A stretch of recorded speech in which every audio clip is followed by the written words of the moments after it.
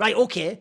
If we move on now, what is your ugly point, Davey? My ugly is just Falcons in general. Just in general, everything about them, the org, the ownership, all of it, the hype around them. You bring in Magisk from Vitality, Zonic, the most winningest coach ever. They are a negative win rate on maps. They took an ENCE team that was one of the top 5 in the world at the time, took their core, put it into this team with a theoretically better coach and better piece in Magisk, and they've just only gotten worse.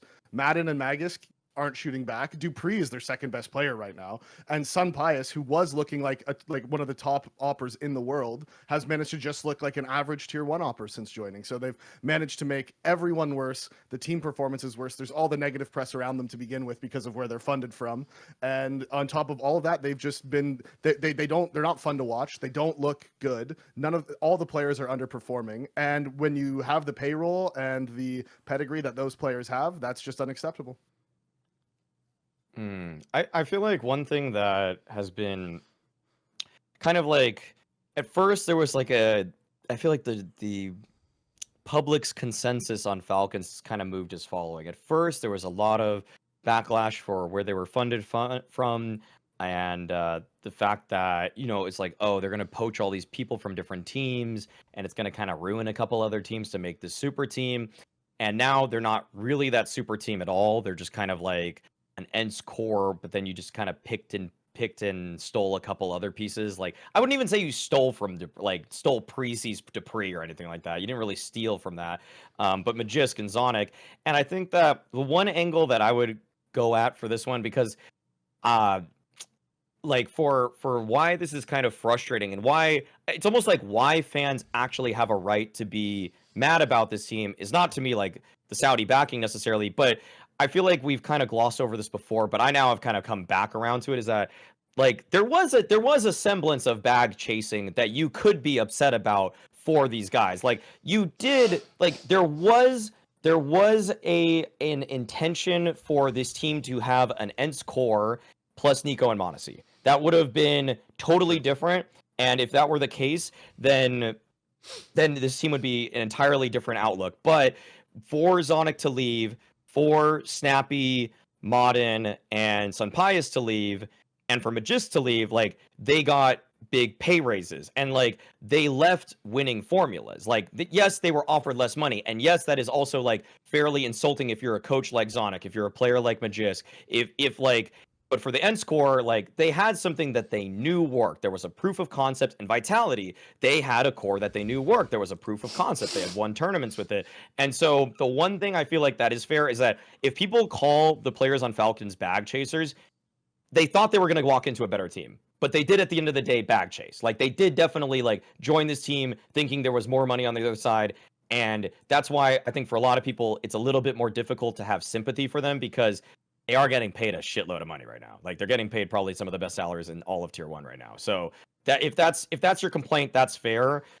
And beyond all of it, the Counter-Strike they play is just bad. I think that's like my utmost, like, that's my biggest concern about it, is that I've talked about on previous shows. It's just like all of these little CS2 mechanics that people are picking up on to elevate their game that extra 5-10%. I don't feel like I'm seeing it from anyone except for maybe sometimes dupreeh, and I think that's because he actually gamed with Prezy with a bunch of younger guys, and he probably picked some stuff up from them. There's probably like a transferal of information there, and he picked up some of it, but he doesn't do it all the time. Like, he's not always doing that little like extra AD APM move. I think one thing real quick, Duncan, before you go. No, go for it. Is that I'm thinking about this right now as I'm looking at it. I think even though dupreeh has actually been their second best player, and I think he's played well in CS2 anyways in all of his teams that he's done, but something about them going for dupreeh there as the replacement, to me, shows that they're like especially Snappy, Zonic, Magisk, they're like, okay, let's go with someone who we know and someone comfortable, just to like get our floor up, right? Because they're like, holy shit, we're playing terrible. We just need to balance our floor right now. So let's just bring in dupreeh, balance it out, and then we can go from there. And I think that's, if anything, that is regressive thinking, in my opinion, for a team with these ambitions. No, I would even agree with on the point you're making there, Davey. It's actually a point that people might not know. I would say football, soccer is probably the most notorious sport ever for that. Yep. When managers have people, whether it's Mourinho or whoever, when they have players they've worked with before, it's actually common, even when they're at past their prime, like Dupree now, you bring them in again, because it's like the logic is like, well, he was like a great defensive midfielder or whatever, so he'll play that role. Yeah, there's a million examples. I think it's classic that a lot of the managers go to different teams and bring those guys in again. So I agree with you. That's what it looks like from Zonic, and the reason why that sucks is I have actually found the best way to frame this, guys. Imagine 1 year ago, remember 1 year ago, Vitality won the Blast Major. Imagine I said to you, I'm going to make a super team. And you were like, oh shit, who's in this super team? Are you ready, guys? You know Vitality? Yeah. I'm going to take Magisk and Dupree. Okay, where are we going? Right, taking them. And you know Ents? Yeah, Ents is really good. We're going to take Sunpius, Madden and Snappy, and that's the super team. It's like, but you left out Ziwu and Nerds. Like, why would that be? They would never take that super team. That super team's that's it. What you've done there is take like the cores who were like the lower fragging part, with the exception of some Pyres, and you've just put them together in a super team. But it's like, where's the super part? You know what I mean? Like, bro, we haven't got the fucking star player. Like, there's no Zimu or Ertz in this analogy. That's why it's so bonkers. So first of all, already, if you think about it that way, no one would do that. That's how you know they've painted themselves into this corner, and now they're trapped. They've had to just make this weird decision at the end. And then also, this is why this org needs to almost be fucking studied in some like Mad Men style school of marketing, because this is anti-PR. Think about this, right? If you're going to build the expectation in fans, like that fucking owner guy did when he went on HLTV confirmed, that you're like, you've got unlimited money and you can just like buy anyone you want. Well, now they're going to expect at a minimum, like a fucking Man City, that you're going to buy everyone you want and win. If you then don't do it, and people know you pay like the non-stars big money, they're going to think you're a dickhead at that point in time. Like, you've already ruined like the org rep. And then think how insane this is when I run through the names. Because it's not until I run through every name in their team you'll realise they've completely destroyed everyone's credibility.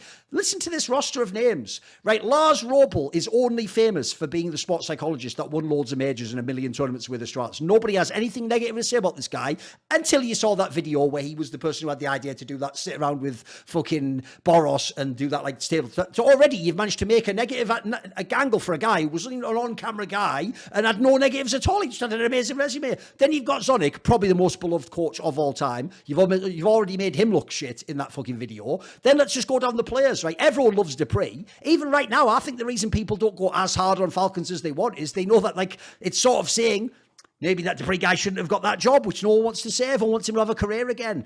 Zonic, Magisk, by the way, is literally very recently was like considered like the most underrated player in Counter-Strike. Like, everyone loves him. He's won 1 billion majors. Then you go down, Madden, again, zero negative rep. If anything, everyone thought he was like an undervalued player. He's doing all the fucking dirty work in his teams. Then you got Snappy. Did anyone dislike Snappy? I thought he was one of the most loved fucking IGLs in the season. By the way, he's even one of the best IGLs for actually engaging with community topics, but not just getting mad at people and sort of giving his take. He's actually normally had a pretty good job of that. And then the last player after all that is Sun Pius, right? The joke is, if you actually knew him, he's more of the spicier players, but I actually think he's pretty well liked. Everyone just seems like a chill guy, right? He's had all these mega successful careers. If anything, I think most people are still on like the kind of like American Idol angle of sort of like, we've seen him come up year after that fucking Movistar Riders team. Everyone's sort of pulling for him, right? Notice how when I run down the list, every player we're all supposed to have like a positive like feeling towards. We've all like engendered goodwill towards them. But notice when you put them in this team and you call it Falcons, you watch them in the game, everyone hates these motherfuckers. Everyone. Just they do.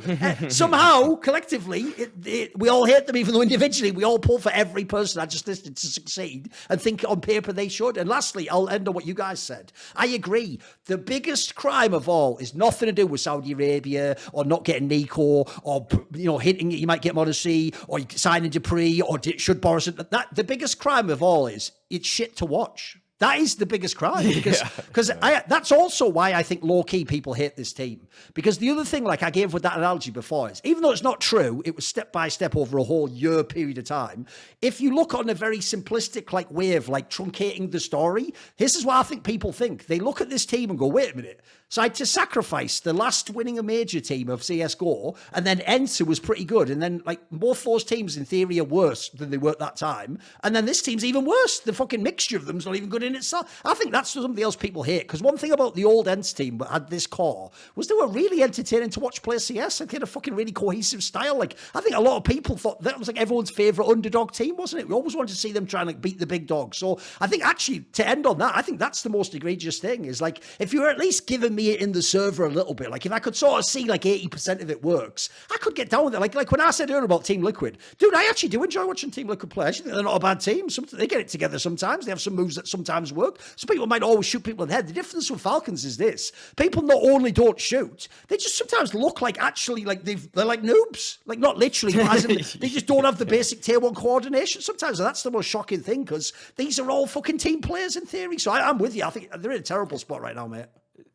One thing that I think really just marred the whole construction of this roster is that it wasn't shrewdly created. Like, the Dota team for Falcons is so good because they just kind of picked and chose all these players from different teams, and they just flat out poached them. Like, they just flat out got them. They got like 2 guys from like a Tundra squad. They got like an up and coming carry, up and coming mid player. They picked people from different rosters, and then they slapped it together with I mean, it was the same coach from Tundra as well. They had like 3 people from that, and that was kind of the core. But the problem with Falcons is that what they unfortunately did, and this has backfired so badly to them, is that instead of actually getting a different player for Modern, they got Modern simply so they wouldn't have to play open and closed qualifiers. If they actually reached out and tried getting an up-and-coming rifler talent, this could be such a superior team that would have had way more firepower, because we all know, like, Modern is decent for his role, but he is not some rising talent superstar that's going to like change how everybody feels about how his position is played. Like, he just does his job to a satisfactory level,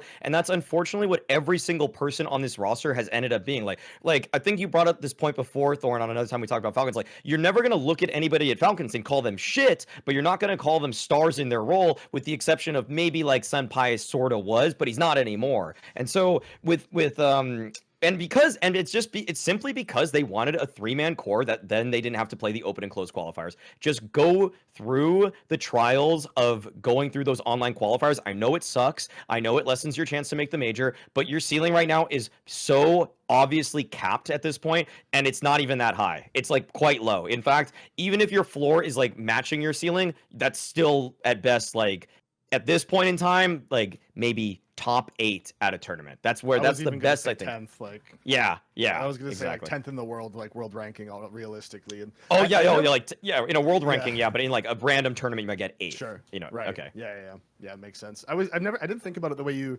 said, Thorin, actually, about how each player on their own is liked. And I was thinking about it, like, that is true. If you ripped this team apart right now and just lifted each player out and put them on another team, everyone would be like, oh, good for them. Good for them. Honestly, that's great. Like, I'm glad they're on the, like, everyone would think that thing. But like you said, when you put them all in this team right here, it's hilarious that people do just hate them. And one thing I will say that I've been thinking this whole time is that going back to what you had said earlier, Alex, about the change in playstyle from CSGO to CS2, I think one player who's got nerfed super hard by that is Magisk. His style, his like anchor, like turrety style on CT sides is super nerfed with CS2, and he's gonna have to adjust how he plays. But funnily enough, I mean, he is actually still young. He's only 26, he's been around forever, so it's kind of funny. But it's something he should be able to do. But I just don't know about it in this team, because I don't know. I feel like they're all getting their confidence just smoked right now by the community hating on them not playing well. All the shit combined, I feel like, is definitely just weighing down on them. See more cool, funny, interesting clips based on topics from my content? Well, subscribe to this channel then, or, be a pleb and don't.